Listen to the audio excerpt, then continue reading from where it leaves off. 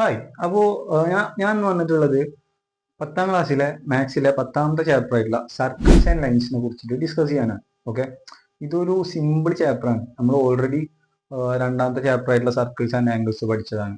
അതേപോലെ ടാൻജൻസ് പഠിച്ചാണ്, അല്ലെങ്കിൽ തൊടുവര പഠിച്ചാണ്.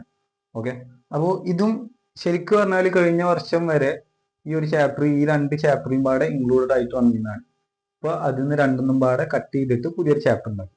ഓക്കെ, അതായത് നമുക്ക് ജോമെട്രി ബോക്സ് വെച്ചിട്ട് കുറച്ച് കൺസ്ട്രക്ഷൻ ചെയ്യാണ്ട്, അതാണ് ഈ ചാപ്റ്ററിൽ മെയിൻ ആയിട്ടുള്ളത്. അപ്പോൾ ചാപ്റ്ററിന്റെ പേരെന്താ? സർക്കിൾസ് ആൻഡ് ലൈൻസ്, അതായത് വൃത്തങ്ങളും വരകളും. അപ്പൊ നമുക്ക് ഇതിൽ ആരെ കുറിച്ചിട്ടാണ് പഠിക്കാണ്ടാവുക? വൃത്തങ്ങളെ കുറിച്ചിട്ടും വരകളെ കുറിച്ചിട്ടും. ഓക്കെ, എന്താണ് വൃത്തം എന്ന് എല്ലാവർക്കും അറിയണ്ടാവും, ഞാൻ പറഞ്ഞു തരേണ്ട ആവശ്യമില്ല. അതേപോലെ വൃത്തത്തിൽ എന്തൊക്കെ ഉണ്ട്? വൃത്തത്തിൽ മെയിൻ ആയിട്ടുള്ള ഒരു സംഭവമാണ് റേഡിയസ്. ഓക്കെ, റേഡിയസ് എന്ന് പറഞ്ഞാൽ ആരം. ഓക്കെ, റേഡിയസിന്റെ ഡബിൾ ആണ് നമ്മുടെ ഡയമീറ്റർ. അങ്ങനെ പറഞ്ഞാൽ വ്യാസം. ഓക്കെ, റേഡിയസ് അല്ലെങ്കിൽ ഡയമീറ്റർ ഇതിനെ കടന്നു പോവുക സെന്റർ കൂടെ. ഈ ഡയമീറ്ററിന് ഒരു പ്രത്യേകത ഉണ്ട്. എന്താ പ്രത്യേകത? അതിന് ഞാൻ വേറൊരു കാര്യം പറയാം. വൃത്തത്തിലുള്ള വേറൊരു സംഭവമാണ് നമ്മൾ കോഡ് എന്ന് പറയും. ഓക്കെ, മലയാളം മീഡിയക്കാർ ഞാൻ എന്ന് പറയും. ഞാൻ ഞാൻ ഓക്കെ, അപ്പൊ ഈ ഞാൻ എന്ന് പറഞ്ഞാൽ എന്താ?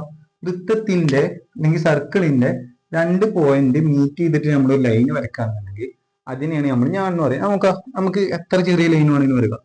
ഇത് വരക്കുക, ഇത് വരക്കുക, ഇത് വരക്കുക, ഇത് വരക്കുക, ഇങ്ങനെ വരക്കുക. ഇതൊക്കെ എന്താണ്?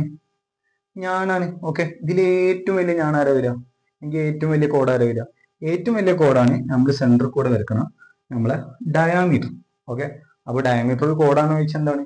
ആണ്, ഏറ്റവും വലിയ കോഡാണ് ഡയമീറ്റർ. ഓക്കെ, നമുക്കിതിൽ പഠിക്കാനുള്ളത് 2 ഞാൻ അല്ലെങ്കിൽ 2 കോഡ് തമ്മിൽ മീറ്റ് ചെയ്യുമ്പോൾ, സർക്കിളിനുള്ളിൽ 2 കോഡ് തമ്മിൽ മീറ്റ് ചെയ്യുമ്പോൾ അവിടെ ഒരു ഇക്വേഷൻ ഫോം ചെയ്യും. ആ ഇക്വേഷൻ ആണ് നമുക്ക് ഇതിൽ മെയിൻ ആയിട്ട് പഠിക്കാറ്. ഓക്കെ, അപ്പൊ എല്ലാവരും ഈ ഫിഗർ നോക്ക്. ഞാൻ ഇതിലൊരു കോഡിനെ എ ബി എന്ന് റെപ്രസെന്റ് ചെയ്തു.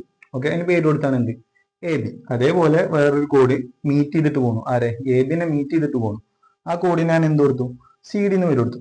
സർക്കിളും നിങ്ങൾ നോക്കണം, ഞാൻ റഫായിട്ട് വരച്ചാണ്. ഓക്കെ, അപ്പൊ എ ബി എന്നുള്ള ഒരു കോഡും സി ഡി എന്നുള്ള ഒരു കോഡും പാടെ മീറ്റ് ചെയ്യാണ്. ആ മീറ്റ് ചെയ്യുന്ന പോയിന്റിനെ ഞാൻ എന്ത് കൊടുത്തു? പി എന്ന് കൊടുത്തു. ഇങ്ങനെയാണെന്നുണ്ടെങ്കിൽ എല്ലാ സർക്കിളിലും അപ്ലൈ കിട്ടോ. ഓക്കെ, അതായത് ഏതൊരു സർക്കിളിൽ 2 കോഡ് മീറ്റ് ചെയ്യുകയാണെങ്കിലും ആ മീറ്റ് ചെയ്യുന്ന കോഡിന്റെ പേര് എ ബി എന്നും സി ഡി എന്നാണെങ്കിലും, അതേപോലെ ആ മീറ്റ് ചെയ്യുന്ന പോയിന്റ് പി ആണെന്നുണ്ടെങ്കിലും അവിടെ ഉണ്ടാവുന്ന ഇക്വേഷൻ ആണെങ്കിൽ P A into P B equal to P C into P D. Okay ആണല്ലോ. പി എ ഇൻറ്റു ബി, അത് പറയാൻ തന്നെ ഭയങ്കര ഒരു രസമല്ലേ? P A into P B equal to P C into P D. P A into P B equal to P C into P D. ഈ ഒരു equation ആണ് നിങ്ങൾക്ക് ഈ ചാപ്റ്ററിൽ ആകെ പഠിക്കുക. ഓക്കെ, അപ്പൊ നോക്കാം. P A into P B equal to P C into P D. ഉദാഹരണം, ഇപ്പൊ പി എ ഒരു 10ഉം പി സി ഒരു അല്ലെങ്കിൽ പി ബി ഒരു 4ഉം. ഓക്കെ, അതേപോലെ പി സി നമുക്ക് എത്ര നിൽക്കണം? ഒരു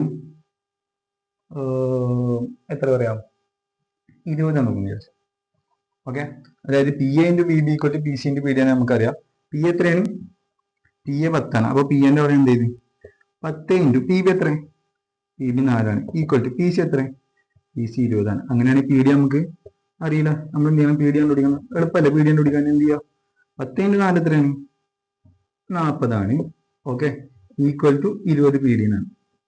അങ്ങനെയാണെങ്കിൽ പി ഡി എന്താ വരിക? P D equal to 40/20. 0 cut ചെയ്തു, 4 2 കട്ട് ചെയ്തു, എത്ര വന്ന്? 2. നിങ്ങൾക്ക് പി ഡി എന്താ കിട്ടി? 2. അപ്പോൾ ഇങ്ങനെ ഒരു സംഭവം കണ്ടുപിടിക്കാനാണ് നമുക്ക് എന്ത്? സർക്കിളിന്റെ ഉള്ളിലെ 2 കോഡ് മീറ്റ് ചെയ്താൽ P A into P B equal to P C into P D. ഇനി ഇത് വെച്ചിട്ട് നമുക്ക് കുറച്ച് കൺസ്ട്രക്ഷൻ ചെയ്യാണ്ട്. ഓക്കെ, അതിന് മുന്നേ ഞാൻ ഇതിന്റെ 2 വെറൈറ്റിയും കൂടി നിങ്ങൾക്ക് പറഞ്ഞുതരാം. ഓക്കെ, അതായത് ഡയമീറ്റർ വെച്ചാൽ, അല്ലെങ്കിൽ ഡയമീറ്റർ ഒരു കോഡായിട്ട് എടുക്കുമ്പോൾ ഇതിന്റെ ഇക്വേഷൻ എങ്ങനെ ഉണ്ടാവും? മാറ്റൊന്നുമില്ല, പക്ഷെ ഞാൻ ഒന്ന് പറഞ്ഞുതരാം. ഓക്കെ, അപ്പൊ നമുക്കത് അടുത്ത വീഡിയോ ചെയ്യാം.